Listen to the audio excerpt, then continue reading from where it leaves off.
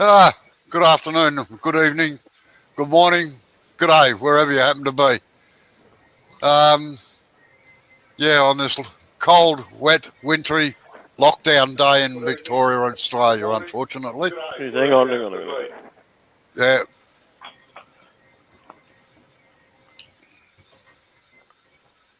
All right. As you can see, we've got Jay and Sid as my earwigs again tonight. So I'll plonk them into the background. I'll let Jay or somebody go through the chat to see who's here. Okay, so we've got Ricky's from Ricky's Rocket. We've got Jay. We've got Amy's in. G'day, Amy. Michael has a party. And Larry Bailey from Sydney. Hi, Larry. Hope you're doing well over there. We come down further. We've got Neil's just come in. Ray Cotty from here at Kingston's here. G'day, Ray. Darren Kelly. Jim 777ist from Michigan. G'day, Jim. How you going? And that's the lot for now, Robbo. All right. Okay. Now, tonight should be an interesting... good day, Pat. Pat Keefe just come in. Pat, yep. Good afternoon, everybody. Or good evening. And tonight's going to be an interesting one. Because unfortunately, there's about 3 names or 4 names for every different thing. Now, all the names virtually stem from Greek, Roman, or Egyptian architecture. And a lot of them do not pertain to wood turning, and then some of them have been renamed because of wood turning for the simple reason that you can't do them. They mainly applied to flat trim like crown mouldings and things like that around the tops of ceilings. G'day, Chris. And frieze work and stuff like that. So they've had to adapt the shapes to a circular thing. So, all right. I'll put the camera on the one-on-one and we'll get Darren into Callison's in too. He's upset because I was ignoring him. Wouldn't stay quiet. No, naturally. G'day, Darren. Wrong camera. G'day, Darren. All right. We'll just rough this down. Put my glasses on.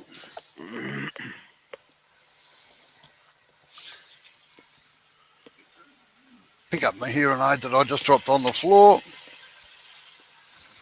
Well, at least I got contact lens. You've got 20 watching at the moment, Robbo. Pick up my hearing aid that I just dropped on the floor. G'day, Steve. John.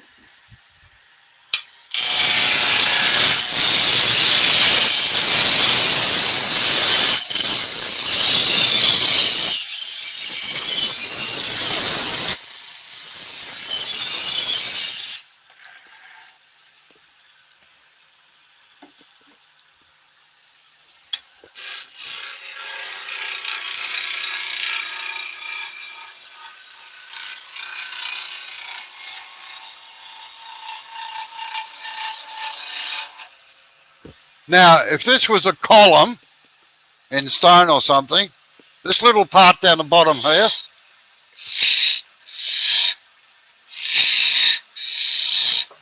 is called a plinth. Now, of course, on table legs or things, you generally don't have that bottom bit. But plinths generally are what goes on the bottom of trophy bases and things like that. Now, that was normally followed by a thing called a torus.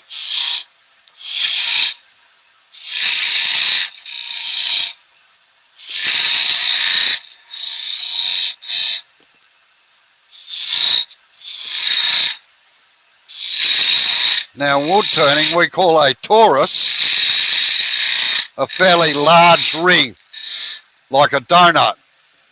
But in architectural work, a torus is a semicircular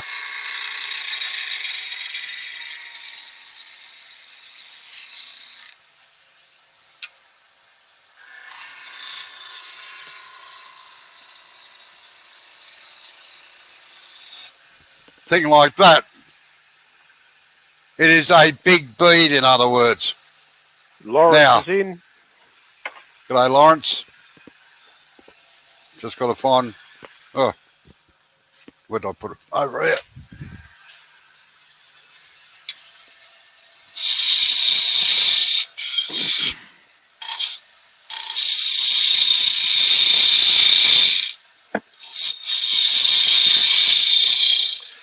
Now Neil the just question. said, did someone say donut?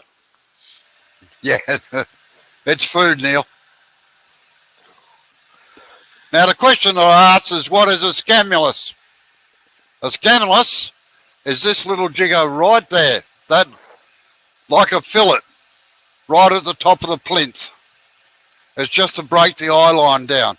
Now in wood turning we would call that a fillet, and there'll be a few bits and pieces here. Now this part down in the bottom here is called a quirk. I'll see if I can zoom in a little bit on it. So Darren's just said 5 minutes in, and I've already learnt a lot. Thanks, Robbo.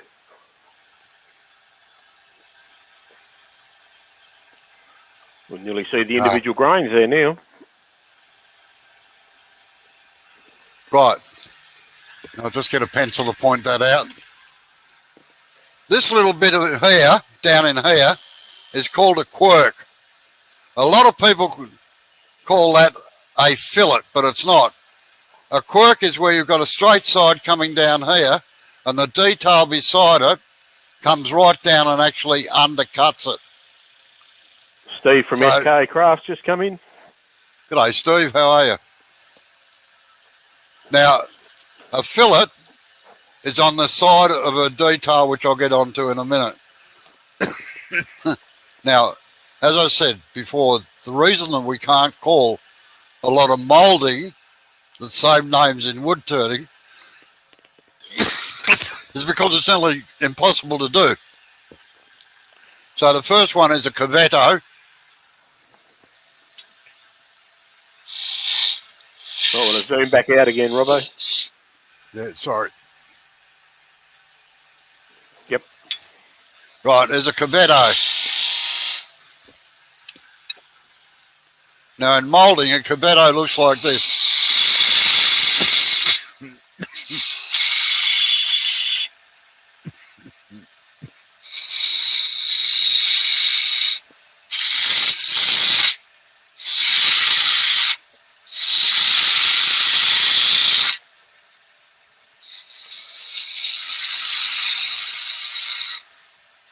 Speak of the devil, the Scottish Irishman's here.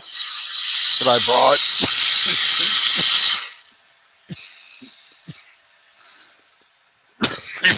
Do you know I don't cough all bloody day, and as soon as I start it,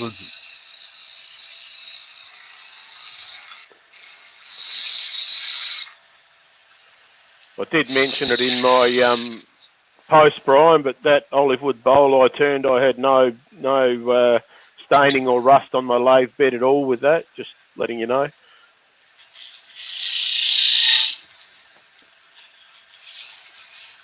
Of course, Brian, if you use bloody seasoned timber, you wouldn't have any problems at all. Do real turning, and you really have no problems at all. But my olive was green too, Robbo. Now, in mouldings, that is called a cavetto. In wood turning, smaller ones of those are called a quarter or a half cove. And as you can see, to form a proper cove, you'd have to come up the other side, which I'll be doing again in a minute. Now, we've got rid of the plinth there. This section here, surprisingly enough, is just called a flat. Anything that's over about 3/8 of an inch wide between details is just called a flat. So, for obvious reason. Okay.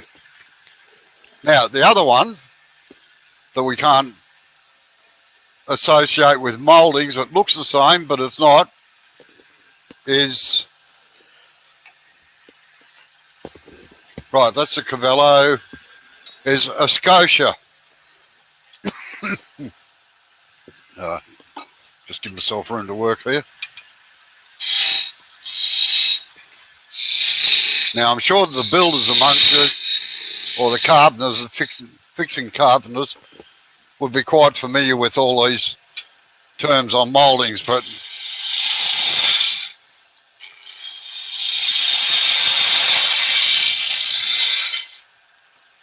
So Darren's just said it's 3 degrees in Phillip Island, and he reckons it's probably about the same where you are, Robbo. it is. It's bloody freezing. I'm glad I got the heaters on.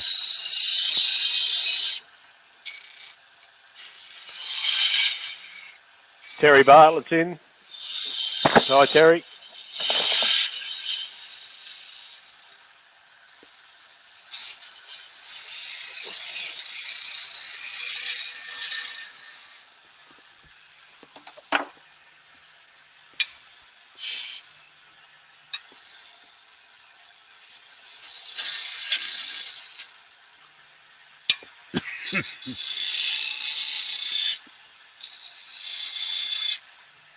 Ah, you beast.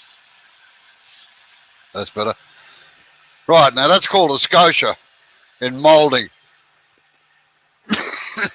But in wood turning, that is called a half bead or a quarter. Now, that is a quarter convex, and that's a quarter concave. You very rarely leave them like that. They normally continue over into a complete bead. Now, the next one is a ball.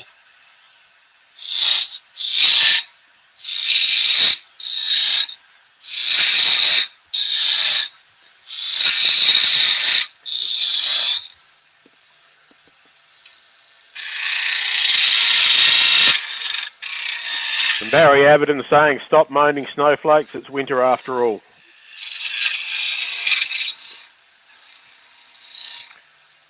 Yeah, I know. Another 3 months we'll be complaining about the bloody heat. So,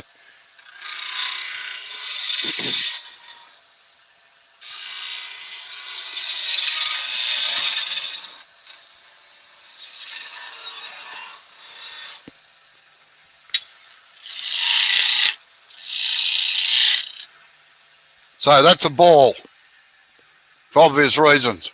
The camera actually doesn't give a good angle on that. It's more a sphere than it is a thing. Generally goes on the tops of bedposts and things like that. Right. Now, a true bead in wood turning is actually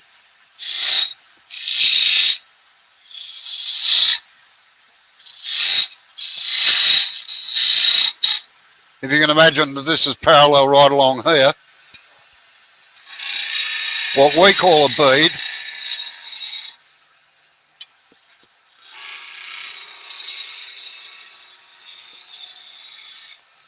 it's not as big as a torus, and it's a lot shallower. A torus is a semicircle.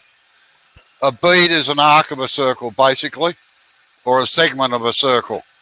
And it is under the surface of the thing. If you put a straight edge along there, the top of the bead should be level with these. But if you do this,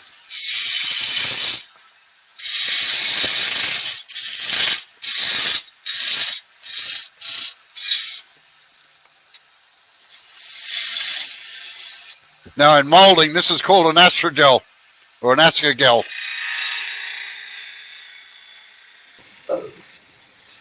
Turn a lump of woods in. Yeah, you beat me to it, but yeah. G'day, Gandalf.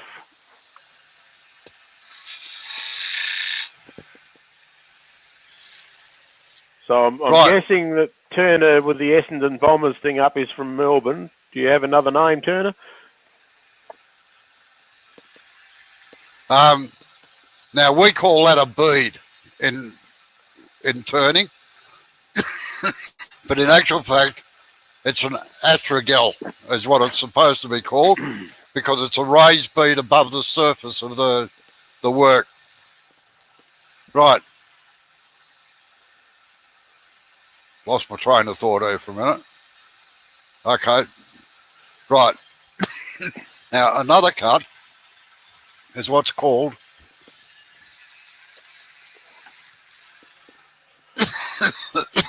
an ovolo or ovolo or whatever you want to call it.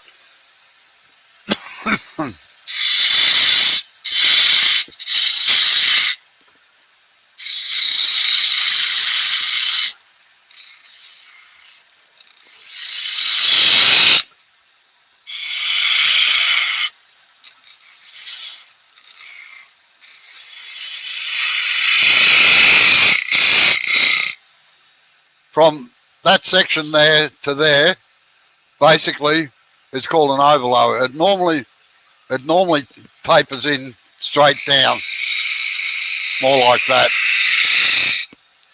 Again, not used very much in wood turning. Now,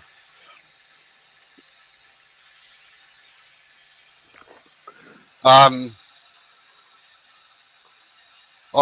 must admit I don't use that detail very often on many things, but it is not an OG, it's just a straight down over there. And in fact, the proper terminology of it is a protruding segment of an ellipse. All right. Now, the other thing that I was going to say before, where we had that bead here, you mongrel. See, even I have catches when I'm not looking at things. All right. What was I going to say?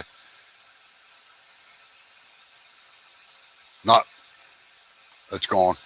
Anyway, all right. So I'll take this bit out and whack another piece in.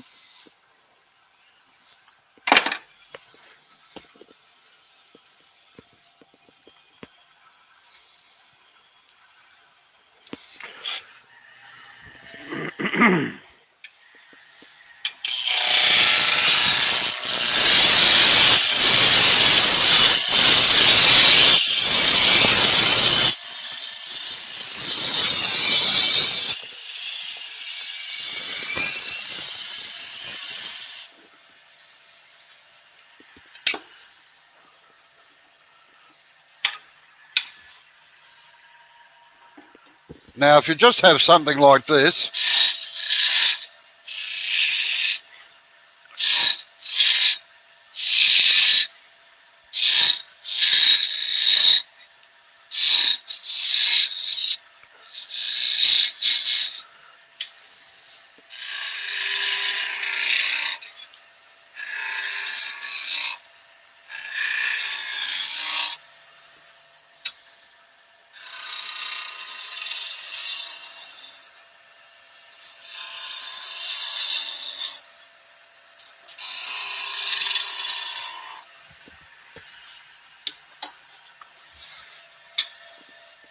oh, I've stuffed it up. No, I haven't. It's all right.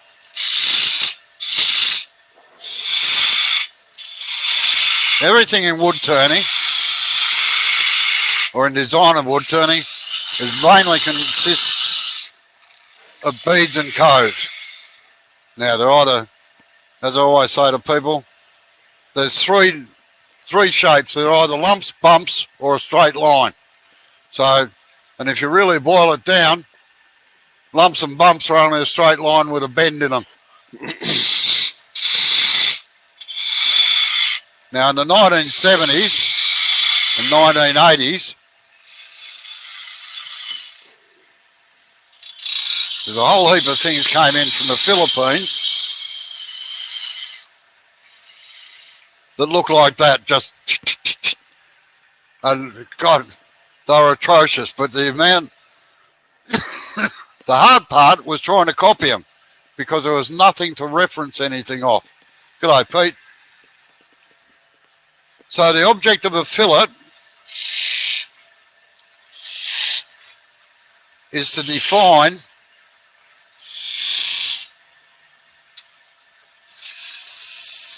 I'm not going around the beads over properly, but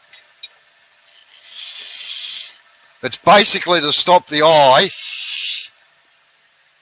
to define that that's a bead and that's a cove. Now, a cove is symmetrical.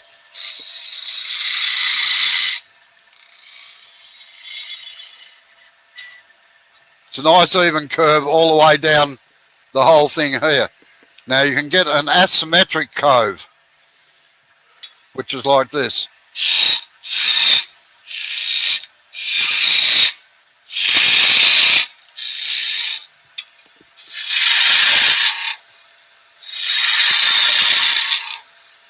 It's generally where you get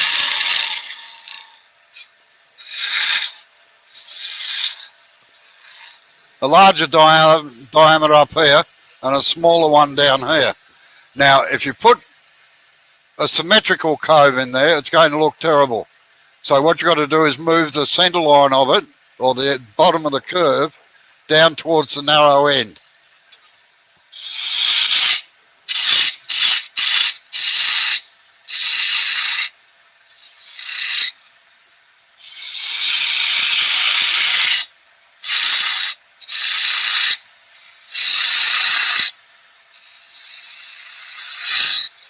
So you can see that the base of the curve's down here now.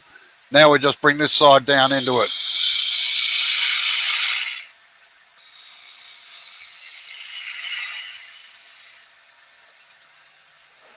That looks a lot better than this.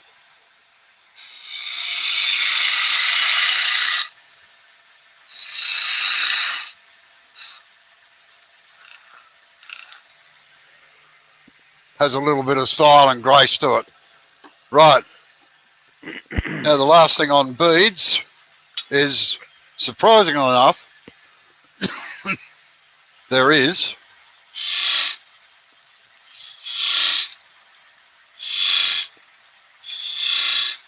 any grouping of 3 or more beads is called a reed.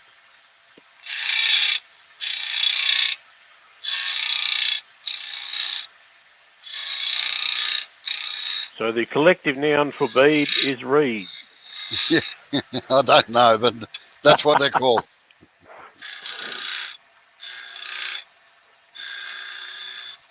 Oh, sorry, I should have used my forming tool for these, or my miniature skew chisel.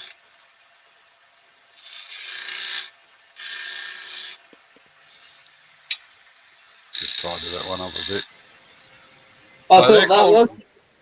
I thought that was your miniature.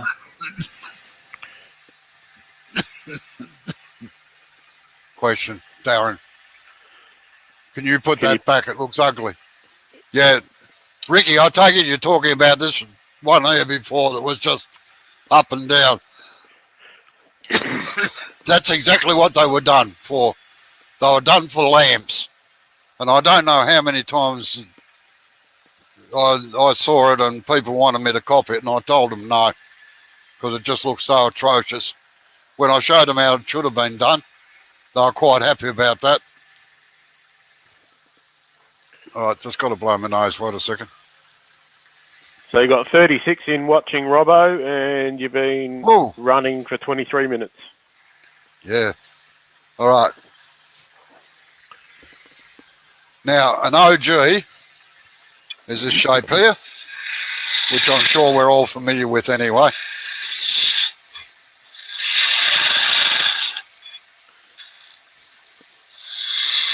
So Ricky said yes, you got what he was talking about.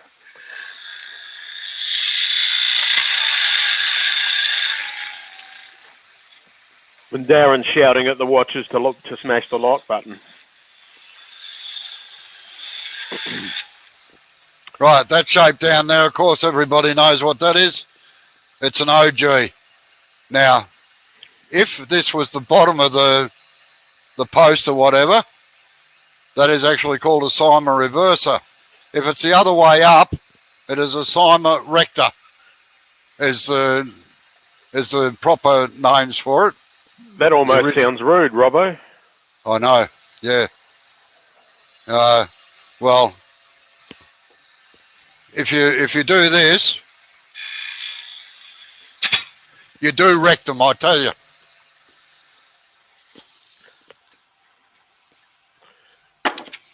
Okay, another bit.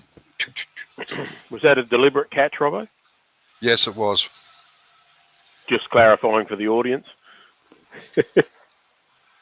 I do have them occasionally, but that one was deliberate. Chris is asking or stating, hoping you're not allergic to wood, Robbo. I'm thinking he's sort of indicating what he thought it was starting to look like. Oh,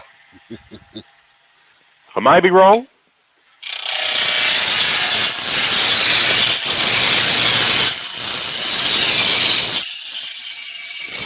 Tommy's workshop's in. G'day, Tommy.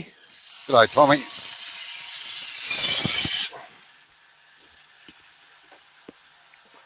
Right, now, the next thing is a tulip. Can be called a tulip, a vase, or, what else is there? Right, got to find my bit of paper. Even I have to look everything. Yeah. Vase, tulip, or OG, right? Oh, so the tone's just dropped now. Benjamin's in. Oh, that's it. Yeah, right.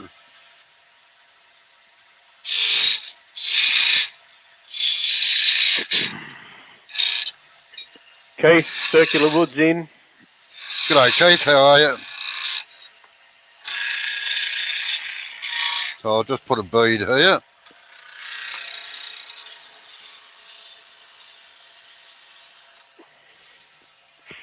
Just take that off a little bit.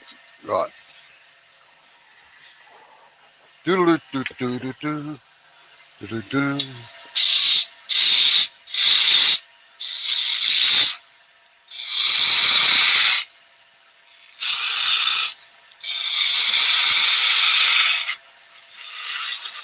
And the musical interlude was just provided by Cobb & Co. Wood Turning. Yeah. Right, now this part here is called a swell when you've done this. And we're going down into a hollow down there.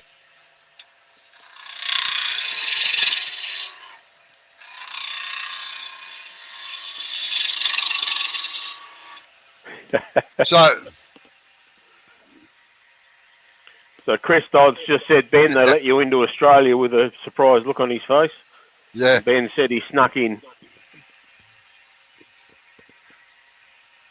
Now, that's called a swell there, and that's called a hollow there.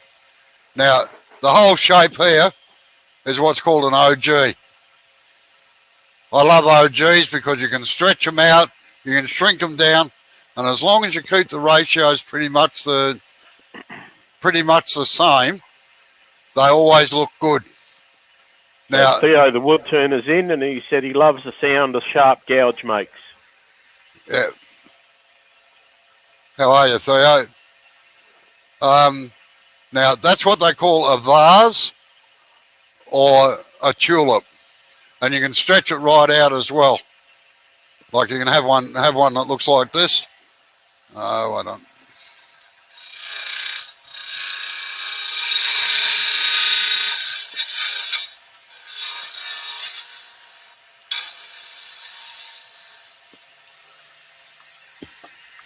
I'll cheat a bit here. I'll use the roughing gouge.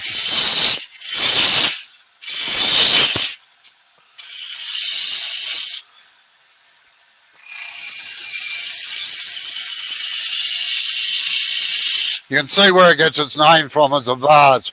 That's almost a classic vase shape. So now, there was also another thing that I was told was a vase a number of years ago when I was learning. And Charlie Hillen and I had a big argument about this on Facebook once.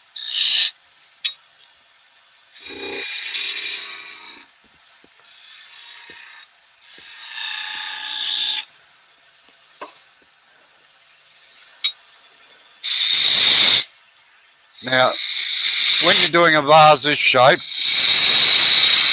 it's important not to make that, it's got to be an asymmetrical cove. It's almost got to be straight down that side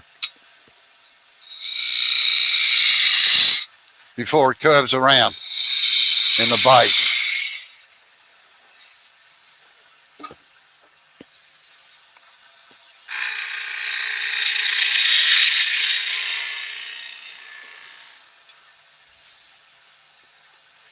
That is what I was told was a vase. And it's actually my trademark to a certain extent. Nearly everything that I make has one of those in it somewhere.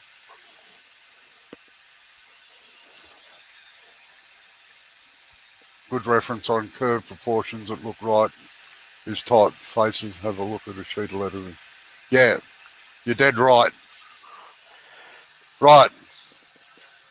Now, something else I was going to do on this one here before I took it out. So Turner Lump of Wood has just asked what sort of wood it was. I'm assuming it's pine. Oh, yeah. Neil says Robbo pot. Yeah. Swell, hollow, coves, fillets. I know what I was going to do. There's another one, another bead and a cove.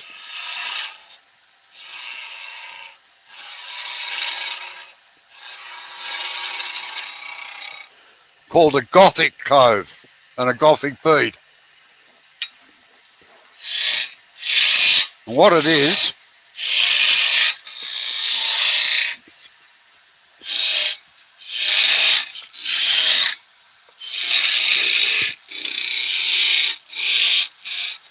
it has very tall sides.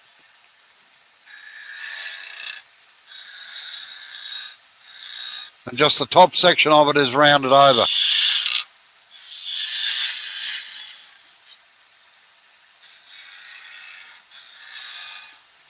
Now with a Gothic Cove, they go virtually straight in. That's your normal cove like so.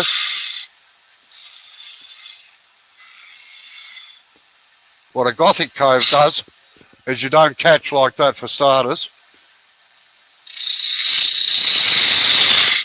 That's what I get for going too slow.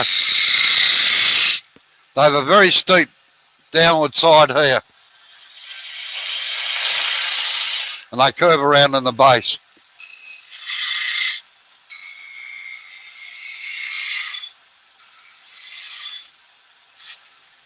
Like so. Right, any questions so far? So Turner said, thanks, looks better than the stuff he gets from Bunnings. Is that where you get yours from, Robbo, or one of your timber merchants? No, I get it from the timber merchant.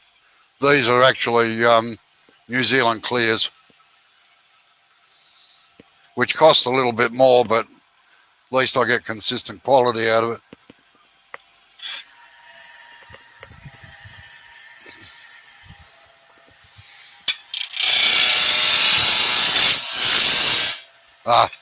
Bugger.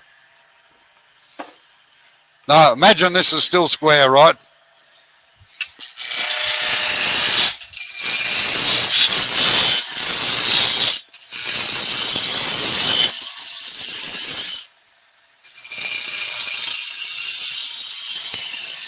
Now, I said before on columns that are round, that this section here is called the plinth. It's exactly the same.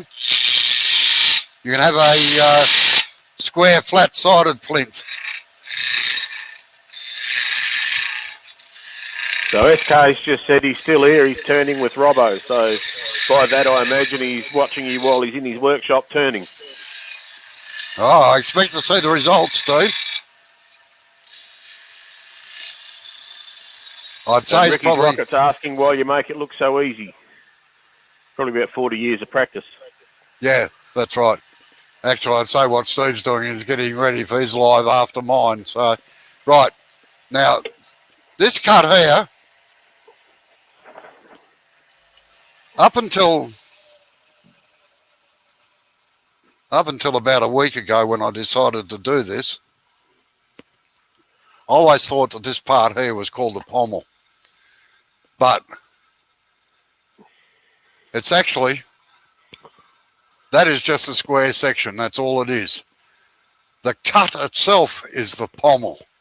Where you come from the square to the round is what's called a pommel. Now, this can also be called, if it was a column, for instance, like oh, well, say the base of a square, like a pedestal table or something like that. This part here is still called this plinth, even though it's square. It's still technically the plinth. So, and this is the pommel cut down here. And Pete from Twisted Trees has said to Steve he's using a skew if he's turning with Robbo. I like Steve's answer. I can just see him rolling around on the floor.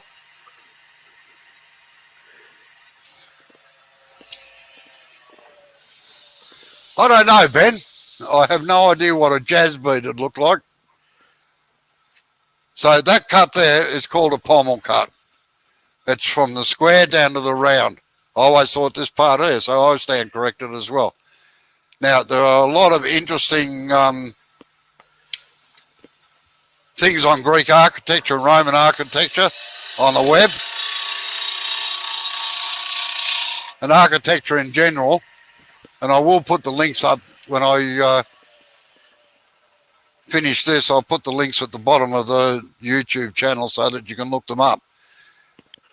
If you're into architecture and things like that, it's totally fascinating reading, and you can get totally lost.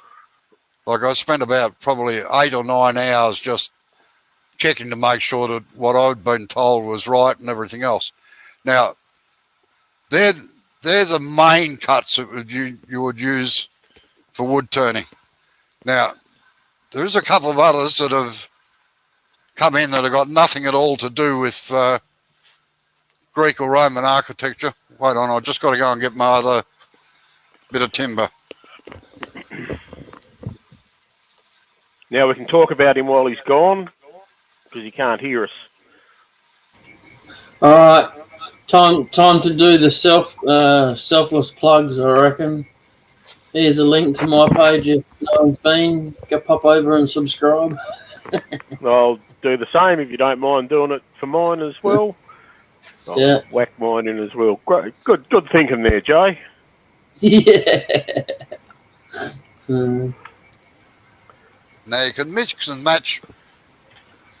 Whoa, that's come out a bit.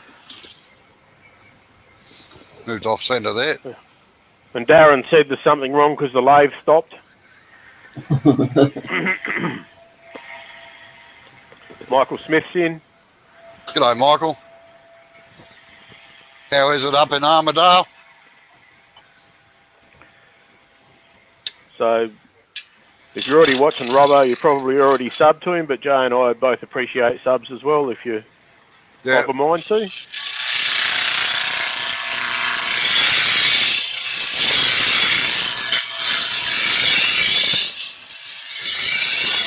Now you can mix and match a lot of these things, and there's no real name for them at all.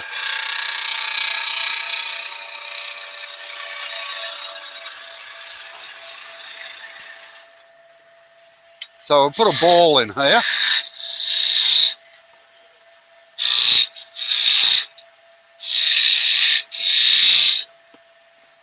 In fact, we'll put 2 balls in there. And no comment out of you, Ben.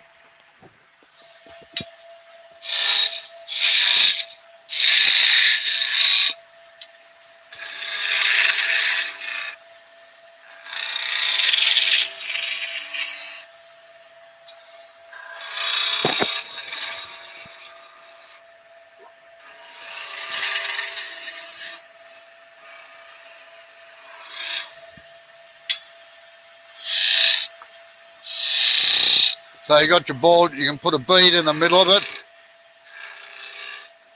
Good. George from Turnal Lumper Wood's sad now because the Bombers just lost. What's he talking about? Essendon. What have they just lost? Yeah, must have just lost the game they were playing. Oh. Now you'll notice that occasionally you get little raised up sections here like this. They just... Ben's just said nice set of balls there, Robbo. Yeah, I know. That's why I said no comment. Or you can put a bead in the middle of a cove at least.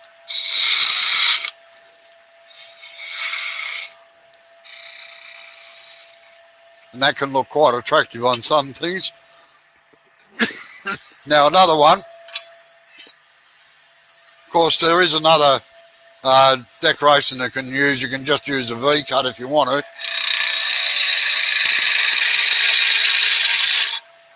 But what you want to avoid is a V-cut that sits above the timber like this.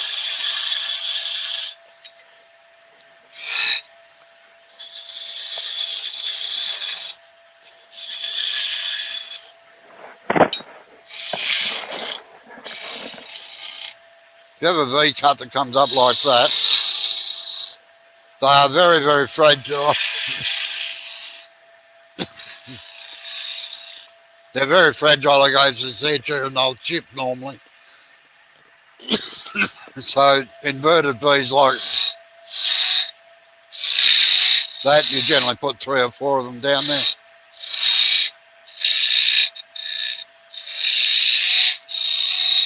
And I leave a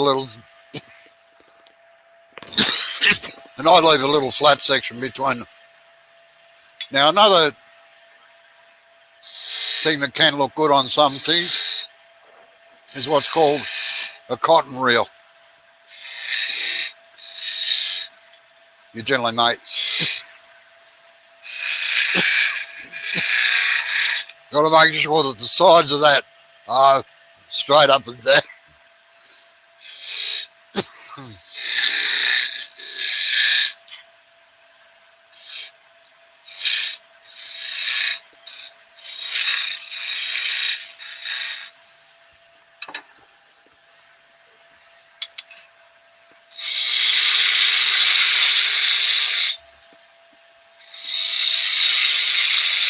Take the waste out with a gas.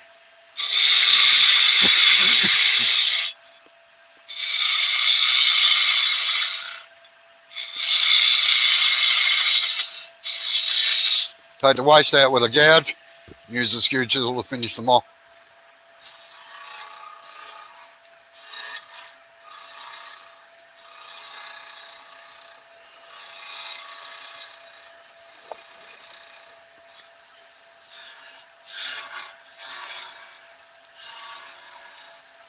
I reckon Darren's going to be in raptures looking at all those lovely shavings up by the headstock. Oh, these. Yep. You want to see the pile behind me?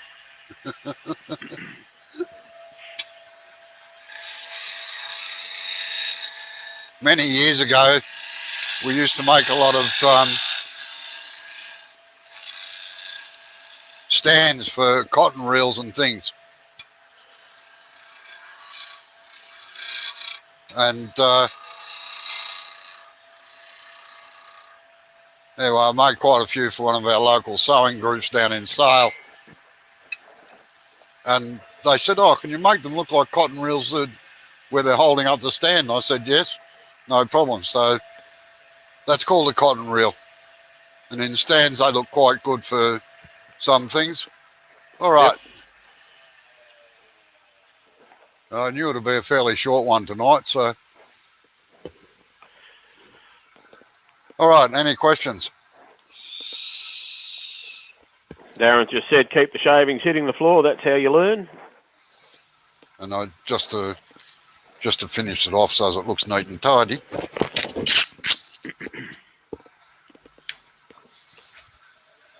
Sand it. Yeah.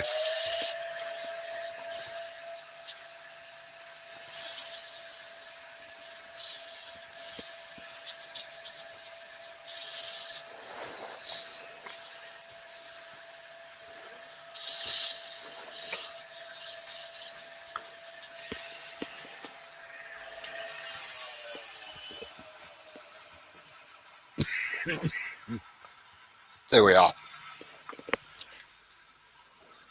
All right. Any questions? If you haven't got questions for me, I've got a question for most of you. Yeah, that added 30 seconds. Now, as I stated a little while ago, and I'm looking for ideas here, I stated that I was going to do live tuition. My problem is that our time doesn't line up too well with some overseas countries, and I'm just wondering how to do it.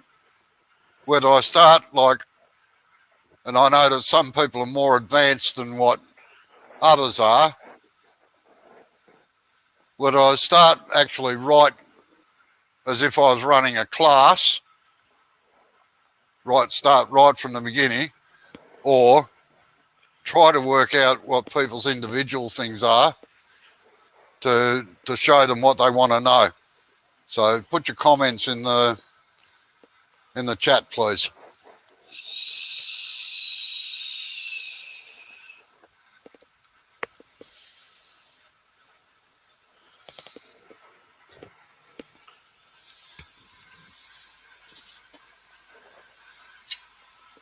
So just while everyone's thinking about it, Steve from SK Crafts will be going live in about an hour and 15 minutes. So I'll whack his link in the chat in a moment.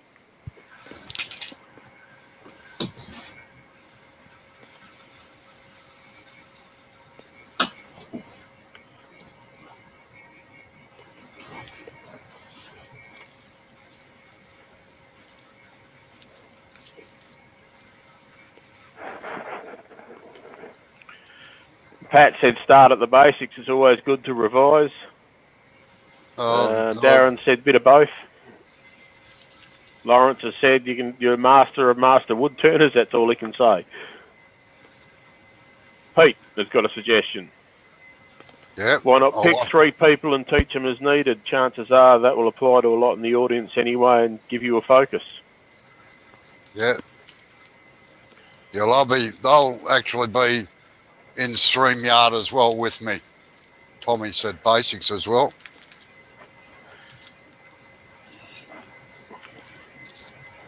So, Tommy, put you on the spot here. Would you be keen to be one of the ones in StreamYard with Robbo on a pilot program?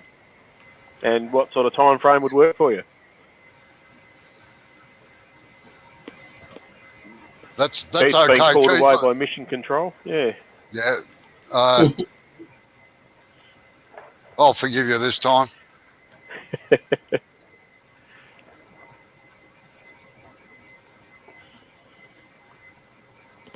Ben thinks teaching through programs is the best approach. Projects, not programs. Yeah, I must admit, I would rather teach people the correct use of the tools than them end up with a project at the end of it. It's just a bonus if you do.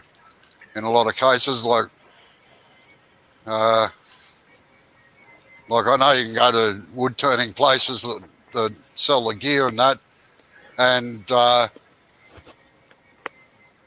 you can do a course on turning pens, and everybody that comes out of there suddenly decides they're a wood turner. So Brian at Heartwood Turning would be happy to join in, and he can make the time frame work day or night. All right, okay. And I know that Rob CP is interested as well, so that might give you 2 to start with. Yeah, I think I'll start at the basics and work through like I normally do. Philip Clements has come in and apologised for being late.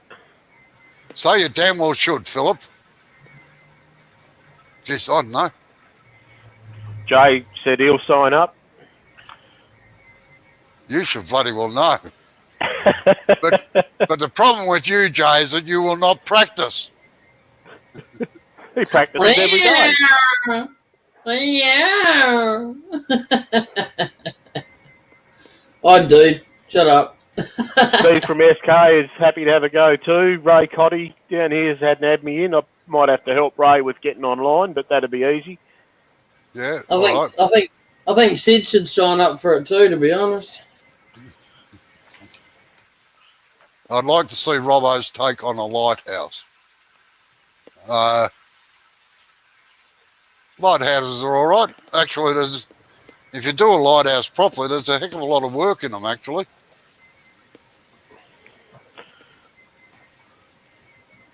So it looks like I might have a bit of a list here of people who'd be keen to have a go. Yeah. What was the name? Multiple beads, and when would they be used? Right. Let's see. Oh, yeah.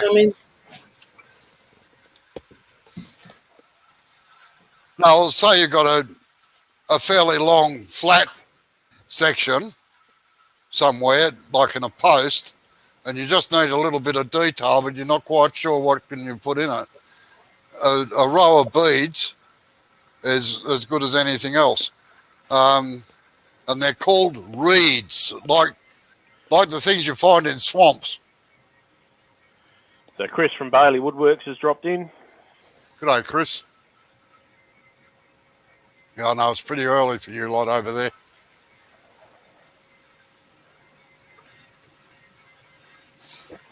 Oh, my workshop's a lovely 23 degrees at the moment. Well, how are you coping, Robbo? My lounge room's about the same.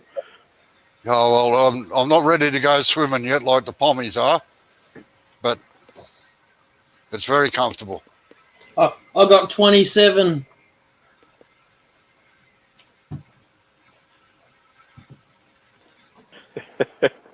No, you want to know the most. You want to know the most useless rolling pin, Jim?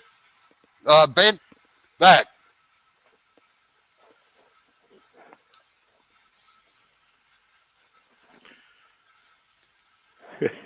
Pete said probably called reeds due to the resemblance to basket work, which is quite possible. Yeah, that's possible too. Yeah, double E, Pete, not R-E-A-D. Brian said 22.7 in his workshop and he's roasting, or in his lounge room. I'm not sure where he is. No, that was Darren, I reckon. Oh, yeah, Brian, yeah. Yeah, so 22.7.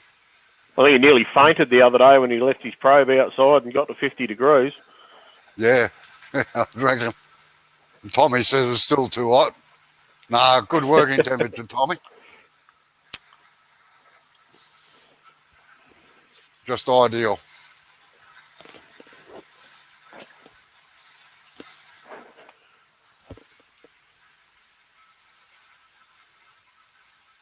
All right, well, I shall work out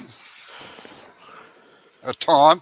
Now, this is for Steve's benefit because I know he works during the week and so do most of the others. Brian does as well. So would the weekend suit you rather than during a weekday?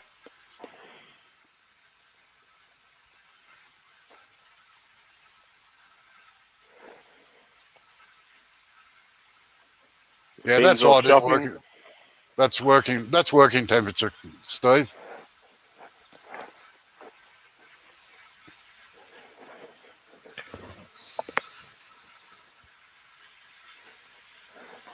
All right, see you later, Ben.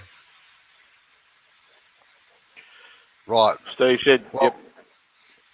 As there's nothing generally on a Saturday, I'll work on a Saturday, I think.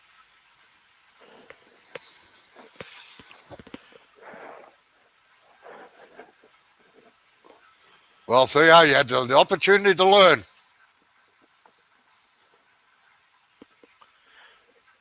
And thank you. Great demo, Robert. Love the way you handle that skew. Yeah.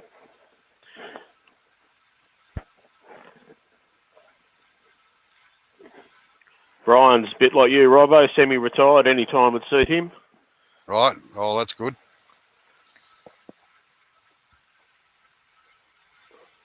And Ray here's semi-retired too.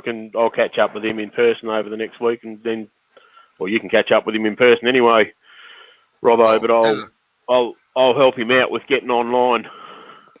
I thought Heather told me he never worked a day in his bloody life anyway. I'm not prepared to enter into that discussion. He knows where I live. Yeah.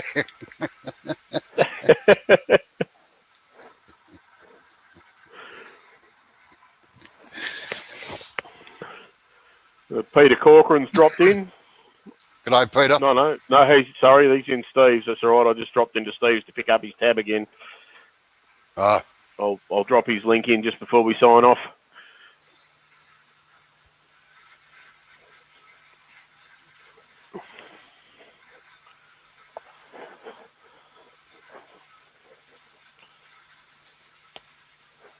What are you doing tonight, Steve? Burning something. Breaking out the gas burner to create some nice texturing. There we go. That could be interesting.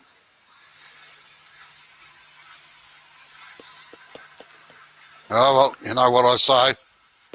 Those that can't turn, Burn. pierce and burn. Or texture and burn.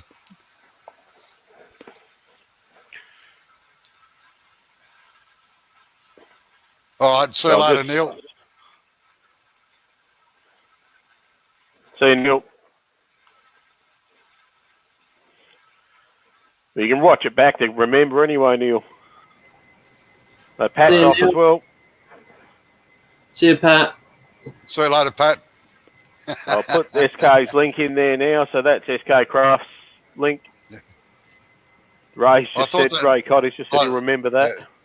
I thought that'd get his attention. He hasn't gone to sleep then. Heather's probably rolling on the floor laughing.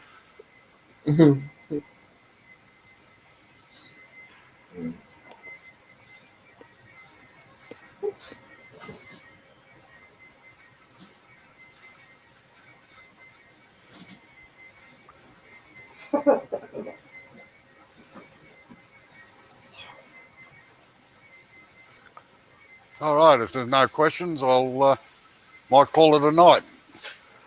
No worries. Yeah, all right. Thanks to everyone for coming in. Yeah, thank you all. Informative night, getting some good comments coming through.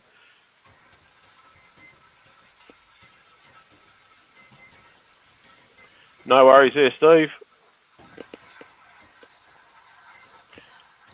Brian, are you on tomorrow night? Tomorrow lunchtime at least? Steve's got a question. Yeah, it hasn't come through here yet. Good night, Michael.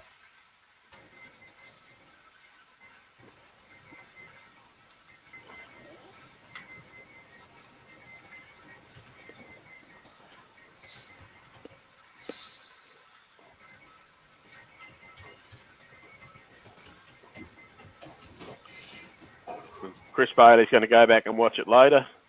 Theo said, Thanks again for sharing your extensive knowledge and skills. No worries, Theo. Always glad to. Michael from Turner said, learned how a skew should work. Robbo, boxes or briefs? That's from Steve.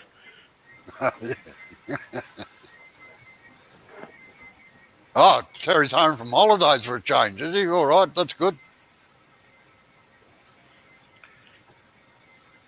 Oh, you'll be off again soon, though, surely. Yeah, we'll come and annoy you shortly, Steve.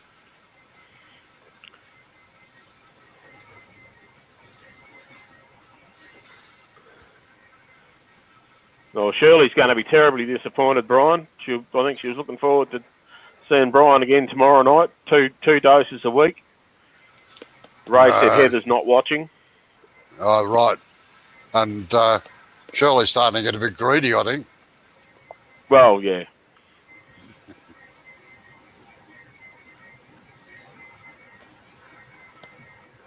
She can go back and watch some of the old lives if she wants to get a dose, I suppose. Oh, that's true. It's not personalised, though, you see. No, Brian doesn't talk to her like he does in the lives, that's right. No, correct. It's always good to be there too, Steve. It's quite enjoyable. Yeah, unfortunately, Terry, the nighttime lives are 3 or 4 o'clock in the morning for us down here. So it's either a really late night or a really early morning. Yeah, in my case, I don't go to bed because I find if I go to sleep, I wake up grumpy. Well, you should let her sleep in. Oh! Yeah, you're lucky Julie's not here. I just thought that. No. You might have to go over on your own, Jay.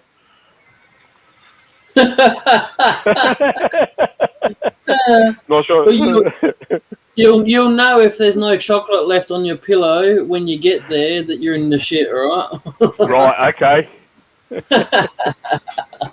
Thanks, Lawrence. I appreciate that.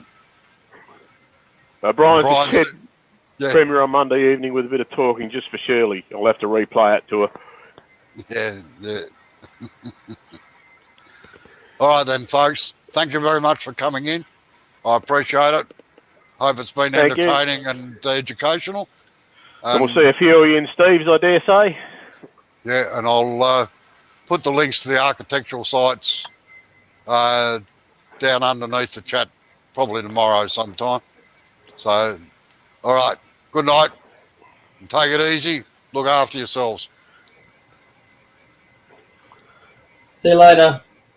See you all.